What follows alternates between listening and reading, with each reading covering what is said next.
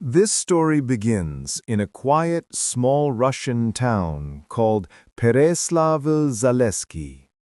It was a cold December night in 2005. Most people were asleep. But that night, from one apartment, neighbors heard a faint scream and the sound of a door slamming. The next morning, police found the body of a 27-year-old woman. Her name was Anna. She was kind, gentle, and worked as a school teacher. But that night, she was brutally murdered. The door showed no signs of forced entry, meaning she had let her killer inside herself. At first, police suspected her ex-boyfriend. He had been jealous, unstable, and had even threatened her before. But that night, he was proven to be in another city. The investigation hit a dead end.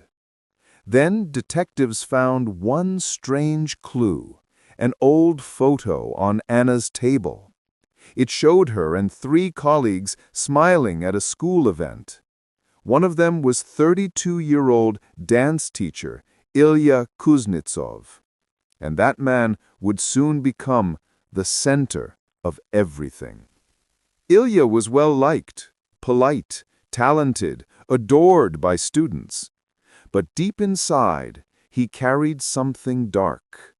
Investigators discovered that he had been secretly obsessed with Anna for years.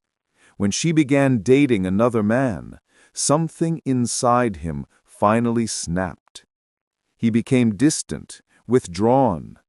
Colleagues said he'd stay late after class, sitting alone in the dark gym, staring at nothing, whispering to himself.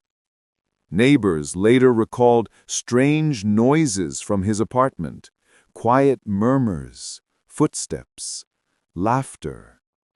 Then, on that December night, Ilya went to Anna's apartment. He brought a small gift bag. Inside was not candy, but a kitchen knife. They talked for a while. When Anna walked him to the door, something changed in his eyes. He locked the door from the inside. What happened next, only he knows. When police entered, one lamp was still on. Beside Anna's body stood a glass with Ilya's fingerprints. But Ilya himself was gone.